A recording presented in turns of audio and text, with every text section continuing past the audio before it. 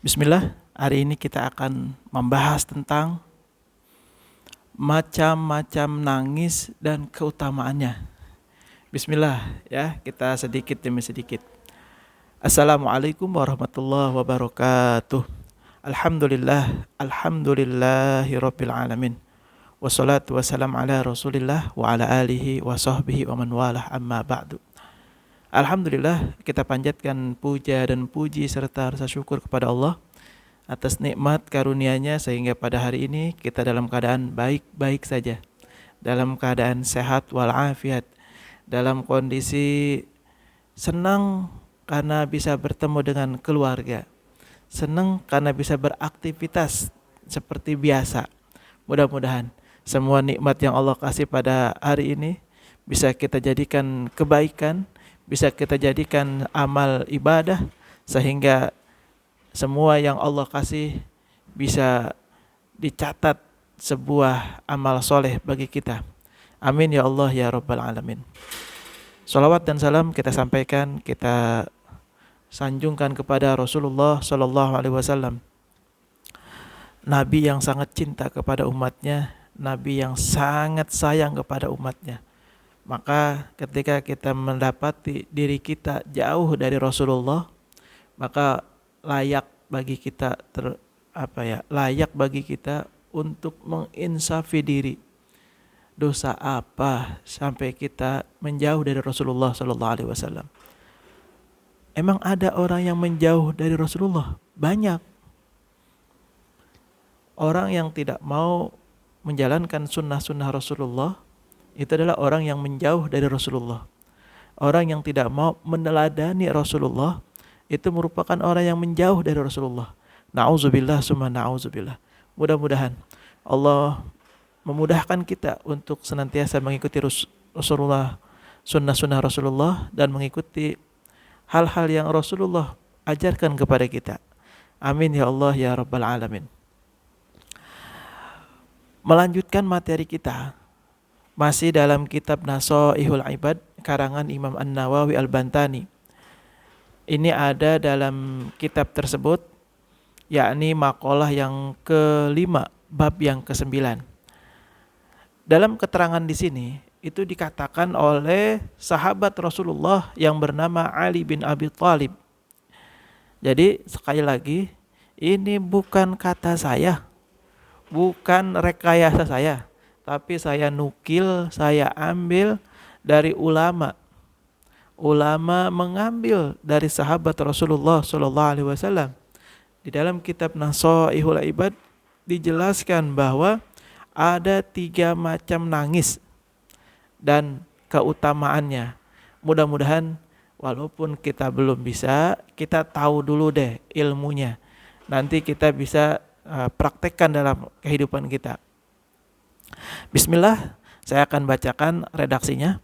Wal maqalatu al-khamis. Adapun maqalah yang kelima, an Ali radhiyallahu an, dari sahabat Rasulullah sallallahu alaihi wasallam yang bernama Ali bin Khattab, Ali radhiyallahu an, semoga Allah meridhoinya, karramallahu wajhah, yang beliau ini mendapat julukan karramallahu wajhah ya. Al-buka'u ala salasati aujuh. Kata sahabat Nabi yang bernama Ali, nangis itu ada 3 macam. Nangis itu ada 3 macam. Kita nggak bicara nangis gara-gara kehilangan harta, bukan. Kita tidak bicara nangis dalam kacamata dapat musibah, bukan. Ini nangis yang istimewa. Ahaduha, di antaranya, min khaufi adzabillahi ta'ala. Nangis yang pertama adalah nangis karena takut atas azabnya Allah.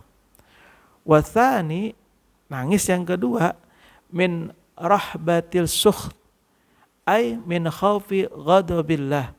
Nangis yang kedua itu karena takut atas murkanya Allah Subhanahu wa taala. Jadi tangisan yang pertama seorang muslim adalah nangis gara-gara takut akan azabnya Allah. Yang kedua, yakni tangisan seorang muslim karena apa? Takut akan murkanya Allah. Wa tsalisu, adapun yang ketiga, min khasyatil qas min khasyatil qati'ah. Takut karena terputus. Min khasyatil qati'ah. Jadi orang yang ketiga ini dia nangis gara-gara takut terputus. Imam An-Nawawi di sini menjelaskan, ai min khaufil bu'di 'anillah wa i'radihi ta'ala anhu. Apa yang dimaksud dengan takut terputus di sini? Yakni takut jauh dari Allah atau takut Allah berpaling dari dirinya. Nah, orang yang takut seperti ini sampai nangis, maka dia akan memiliki keutamaan. Wa amma tsalitsu fahuwa wilayat. Dan adapun yang ketiga, maka tangisan yang ketiga itu adalah tangisan kewalian. Artinya orang yang nangis urutan yang ketiga ini orang-orang yang masuk dalam kategori waliyun min auliyaillah. Salah satu dari wali-walinya Allah Subhanahu wa taala. Kenapa? Ma'aridha al-mahbub. Ya. Karena orang yang takut terputus dari Allah itu karena dia memang selalu mengharapkan keridhaan dari Allah Subhanahu wa taala.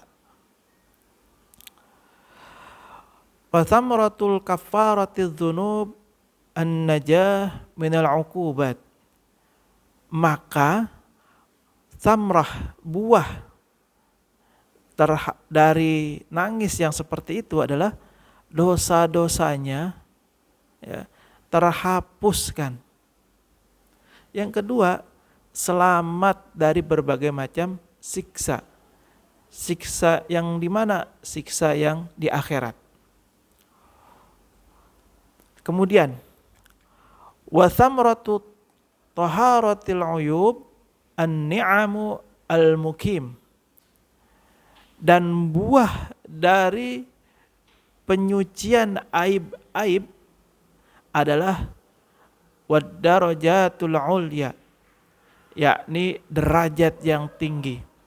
Jadi orang yang aibnya ditutup oleh Allah, maka Allah akan berikan orang tersebut derajat yang tinggi. Nah, selanjutnya, wa thamratul wilayati ma'a ridal al-mahbub husnul bisyarah. Dan adapun buah dari kewalian seseorang ma'a ridha, disertai dengan keridhaan dari Allah Subhanahu wa taala, husnul bisyarah adalah bagus, kabar yang baik.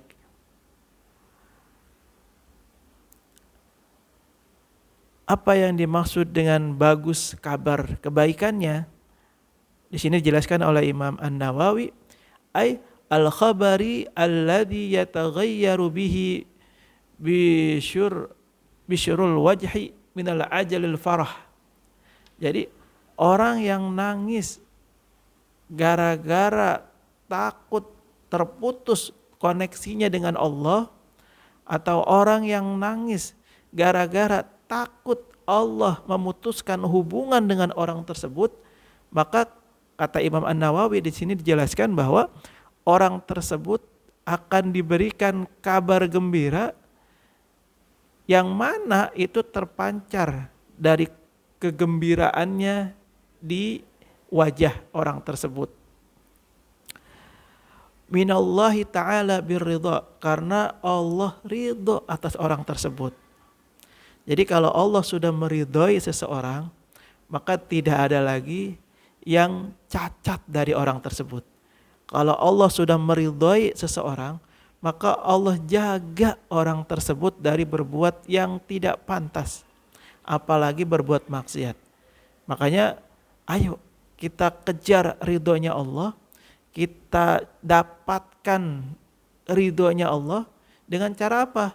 Yang pertama tentu dengan ilmu. Harus ada ilmu dulu. Ya. Yang kedua, setelah kita punya ilmu, kita amalkan ilmu itu. Insya Allah. Orang yang beramal dengan ilmu, dengan sungguh-sungguh, dengan keikhlasan, maka yakin ridhonya Allah pasti akan didapat oleh orang tersebut. Kemudian apalagi wabiru'yati wa ziyaratil malaikah. Orang yang sudah mendapat ridho dari Allah tersebut, Allah akan jaga penglihatannya. Dan malaikat disuruh oleh Allah melindungi orang tersebut, menjaga orang tersebut, menolong orang tersebut, sehingga tidaklah bersama orang tersebut, malaikat selalu bergantian mengawal orang tersebut. Malaikat bergantian menjaga orang tersebut. Tuh, makanya orang yang sudah mendapat ridho Allah itu beda pembawaannya, beda karakternya, beda ucapannya, beda perbuatannya. Semuanya akhlakul karimah, semuanya mengikuti sunnah Rasulullah SAW. Terus apalagi keutamaannya selain yang tadi sudah disebutkan, waziyadatil fadilah. Allah akan kasih dia keutamaan, Allah akan kasih dia karunia, Allah kasih dia keistimewaan. Makanya jangan heran ketika kita ketemu sama orang yang model begini, itu orang tersebut nggak perlu kita ngomong, dia udah tahu maksud kita. Nggak perlu kita cerita ke orang itu, dia udah tahu apa yang kita mau ceritain. Saking apa? Orang itu sudah mendapat ridho dari Allah, sehingga hatinya itu sudah suci. Hatinya itu langsung bertapawut kepada Allah Subhanahu wa taala, dibuka hijab-hijab itu dengan kekuasaan dari Allah, dibuka hijab-hijab itu dengan Allah memberikan keistimewaan tersebut, sehingga apapun yang ada di muka bumi ini oleh orang yang model ini, oleh orang yang mendapatkan keridhaan Allah ini, semuanya biasa-biasa saja. Semuanya nggak ada yang istimewa. Kenapa? Karena keistimewaan yang paling tinggi adalah ketika seseorang mendapat ridho dari Allah. Ketika orang beribadah kemudian tidak mendapat ridho Allah, maka dia pun bukan orang yang istimewa. Ustadz, tapi dia puasanya rajin Ustadz, baca Qur'annya banyak Ustadz, hafalannya banyak Ustadz. Lihat Allah ridho enggak sama dia? Apa buktinya bahwa Allah ridho kepada orang tersebut? Buktinya adalah terpancar dari orang tersebut akhlakul karimah. Akhlaknya baik, ucapannya baik, perbuatannya baik. Seluruh anggota badannya dijaga. Seluruh semua yang ada di orang tersebut, panca indranya dijaga. Kalau dia sudah mendapat ridho dari Allah. Bagaimana dia mampu menjaga panca indranya dari berbuat maksiat, dari berbuat salah, dari kekuatan Allah berupa keridhaan tadi. Makanya ayo kita sama-sama tingkatkan diri, sama-sama kita tingkatkan ibadah.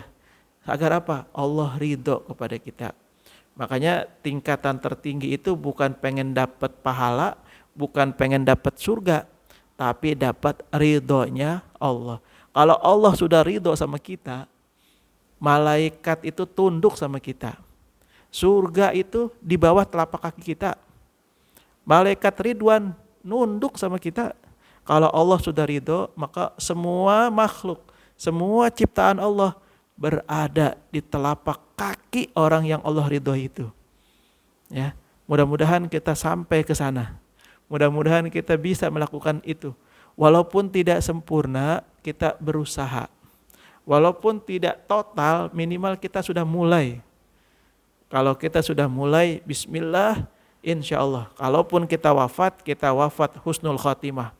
Kita termasuk yang mati syahid, insya Allah. Allahu a'lam bishawab. Mudah-mudahan Allah menguatkan kita menjaga kita dari berbuat yang aneh-aneh, berbuat kemaksiatan kepada Allah, sehingga kita layak mendapatkan keridhaan dari Allah Subhanahu wa taala.